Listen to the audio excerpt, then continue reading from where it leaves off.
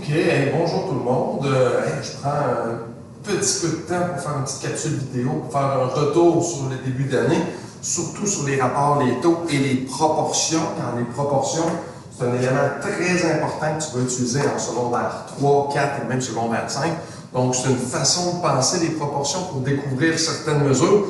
Et c'est un concept qui est vraiment, comme j'ai dit, très important pour notre secondaire.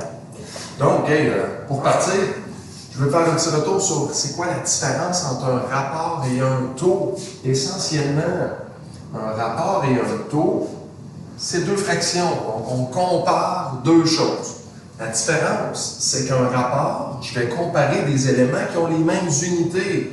Donc, par exemple, je te donne un rectangle. Dans mon rectangle, je te dis que ma hauteur, c'est 2 cm versus ma longueur qui est de 10 cm. Si je veux faire un rapport de la hauteur, qui va être mon 2 cm, sur ma longueur, qui est 10 cm, je m'aperçois que j'ai des unités identiques, des centimètres et des centimètres. Donc là, je suis en présence d'un rapport. Donc un rapport, ça peut se présenter un chiffre sur une autre, 2 sur 10, ou ça pourrait aussi se présenter, ce qui est la même chose, 2 avec 2,10. Tu verras que dans un rapport, on n'est plus obligé d'indiquer les unités. Donc ici, je peux éliminer mes centimètres et mes centimètres pour ne laisser que mon 2 sur 10 ou le 2, 2,10. Ça va? Fait que dans le fond, un rapport, c'est parce qu'on compare des unités qui ont les mêmes unités. Justement, on compare des quantités ou des mesures qui ont les mêmes unités. Comparativement à, quand je tombe dans un taux, là, je vais changer. Fait que quand je vais dire, par exemple, que j'ai fait 100 km, en 2 heures. Donc là, on vient de parler d'un taux parce qu'on a des kilomètres et des heures. Les unités sont différentes. Et quand tu as un taux, on t'oblige à m'indiquer ces unités-là parce que je veux vraiment savoir si tu as mis les kilomètres sur les heures ou les heures sur les kilomètres. Donc, il faut absolument que tu le présentes, mettons, tes unités si on parle d'un taux. Et c'est impossible qu'un taux, on te présente le 100 avec les 2 points. Impossible. Si c'est un taux, il faut absolument t'indiquer les unités. Donc, il y a seulement dans les rapports qu'on peut utiliser ce type d'écriture. Je passe au prochain. Le prochain, c'est comparaison, justement, de rapports ou de taux. Fait que le but, ça va être de réussir à comparer des rapports et des taux. Ici, il me donne l'exemple de pommes. Donc, ils me disent que 10 pommes coûtent 2,10 ou j'ai le choix entre 15 pommes pour 3 $. Donc, moi, mon but, c'est d'essayer de comparer c'est quoi le meilleur achat. Donc, c'est quoi qui va me donner des pommes au meilleur prix. Bien, je vais réussir à faire des rapports ou des taux. Dans cette situation-là, est-ce qu'on pourrait parler plus de rapports ou de taux? Si je regarde les unités, je vois que j'ai un nombre de pommes et j'ai de l'argent, ça va être essentiellement un taux. Donc, je vais comparer des unités qui ne sont pas les mêmes choses. Je ne comparerai pas des éléments et des unités qui sont identiques. Donc, ici, ils me disent que 10 pommes coûtent 2,10. Je vais faire un premier taux. Fait que pour 2,10, j'ai 10 pommes. Je te rappelle que si tu as un taux, ça me prend absolument les unités. Puis je vais comparer 3 $ pour 15 pommes. Quand j'ai à comparer, c'est sûr que quelqu'un pourrait me dire, ah ben, moi j'ai essayé de faire un lien entre mon nombre de pommes, et que j'ai augmenté de 2, j'ai augmenté de 5, je ne peux pas faire des additions ou des soustractions. Il faut absolument que je fasse des multiplications. Ici, je n'ai pas de chiffre précis. Si quelqu'un est capable de voir que j'ai fait fois 1,5, ben, je pourrais faire la même chose de l'autre côté en faisant 1,5 puis comparer les prix. Mais la méthode la plus rapide et la plus efficace, parce que je te rappelle que tu as toujours droit à ta calculatrice dans ces situations-là, c'est d'utiliser justement ta calculatrice et de dire, ben, moi, ce que j'ai 2,10 pour 10 pommes. Donc, 2 et 10 divisé 10 pommes, ça va me donner 21 sous par pomme. Donc, dans le fond, ça me donne 21 $ pour chaque pomme. Bien, je vais faire la même chose de l'autre côté. Ils me disent que j'ai 15 pommes pour 3 $. Fait que je vais prendre mon 3 $ que je vais diviser par 15 et je vais obtenir que ça me donne 20 sous par pomme. Là, je vais pouvoir prendre une décision, savoir c'est laquelle est le mieux.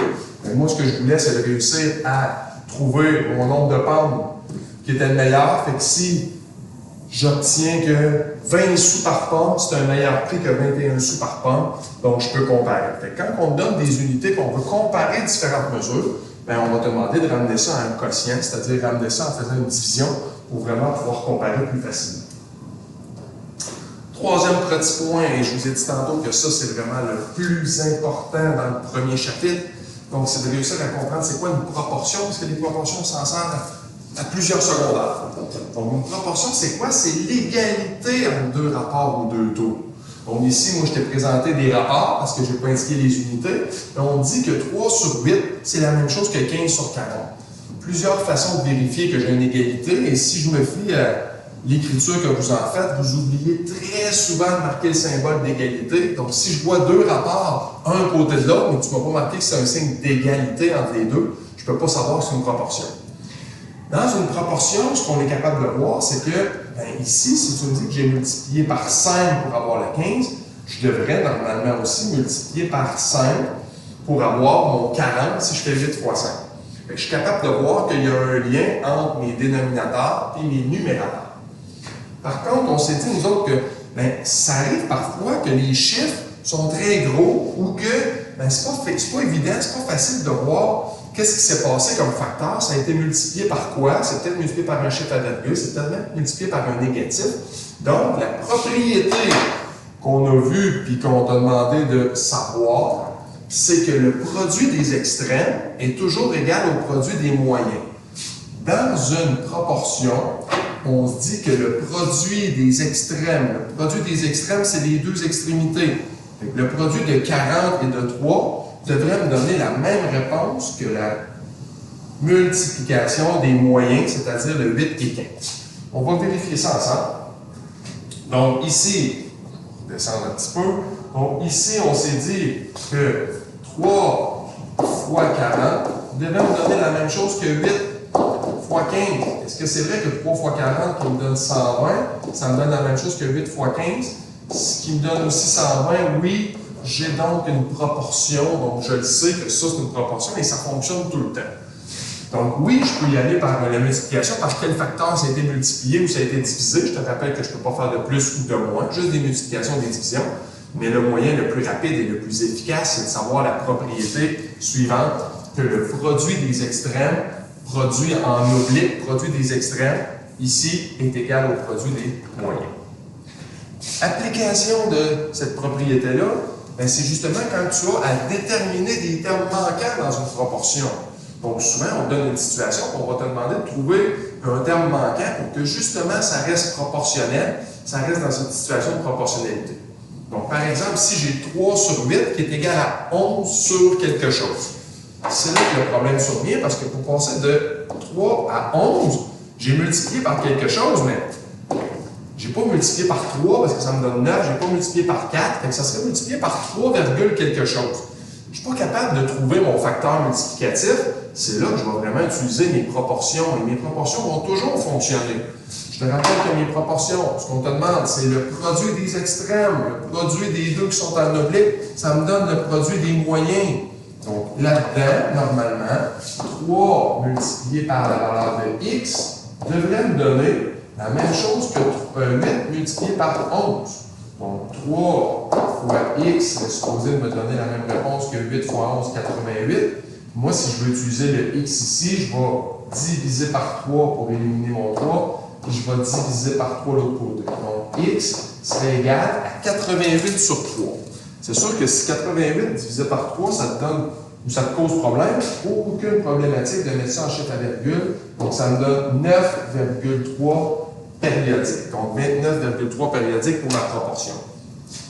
Donc, c'est le moyen le plus rapide et le plus efficace pour déterminer, mettons, une règle. C'est sûr que moi, on va te demander toujours de l'indiquer, cette proportion-là.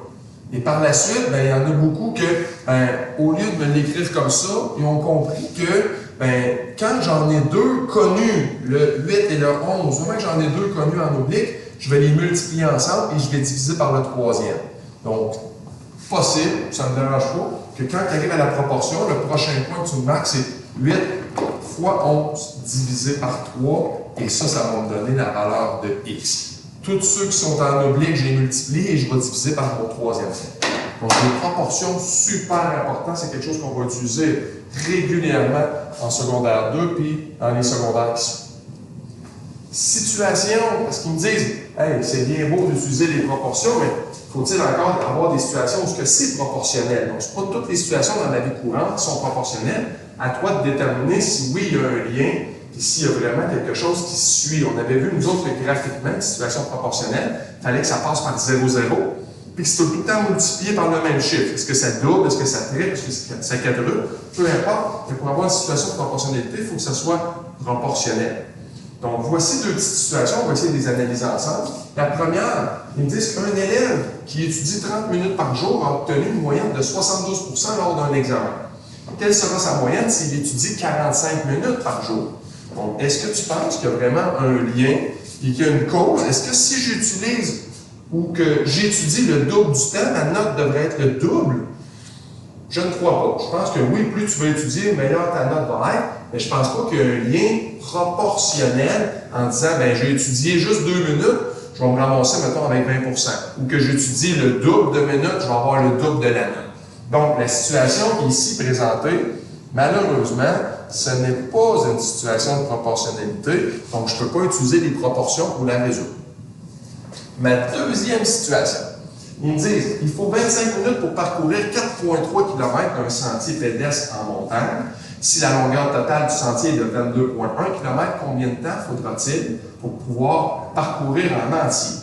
Fait que dans le fond, là, je pense que, ben écoute, ça m'a pris 25 minutes faire cette petite section-là. J'aimerais savoir combien de temps, en minutes encore, va me donner mon sentier au complet, qui est 22,1. Fait que je vais réussir à créer ici, je ne dirais pas un rapport parce que les unités sont différentes. Fait qu'ils m'ont dit que ça m'a pris 25 minutes, je te rappelle que si c'est des taux, ça nous prend les unités, pour parcourir 4,3 km.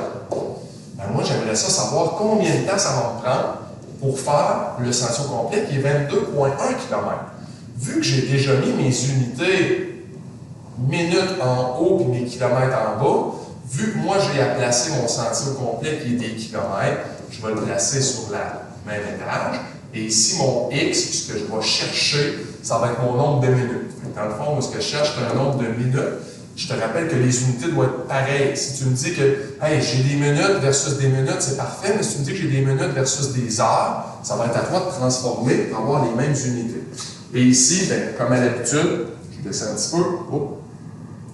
Je vais descendre. Fait qu'ils me disent, ben moi, ce que je veux, c'est faire le produit des extrêmes et le produit des moyens pour réussir à savoir. Je ferai 25 fois 22 et ça devrait me donner la même réponse que 4,3 multiplié par x. Donc, calcul, 25 fois 22,1 divisé par ma quantité restante qui est 4,3, ça devrait me donner ma mesure de x. Et je te rappelle que x devrait être une mesure en minutes. Donc, on ne calculera pas, mais c'est le calcul qu'il faudrait que tu fasses ou que tu raisonnes. On va terminer avec deux autres petits exemples.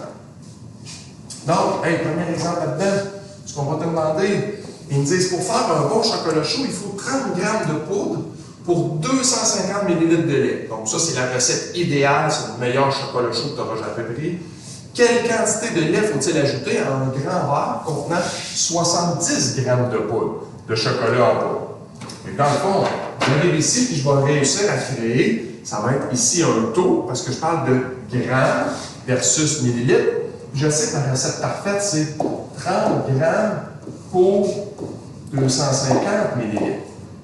Je veux savoir, en gardant la même proportion, savoir mon 70 grammes de poudre, je vais le mettre sur le même étage que j'ai mis mes grammes en haut. Et moi, je cherche X, mon nombre de litres de lait ou de millilitres de lait plutôt à ajouter pour avoir ma réponse.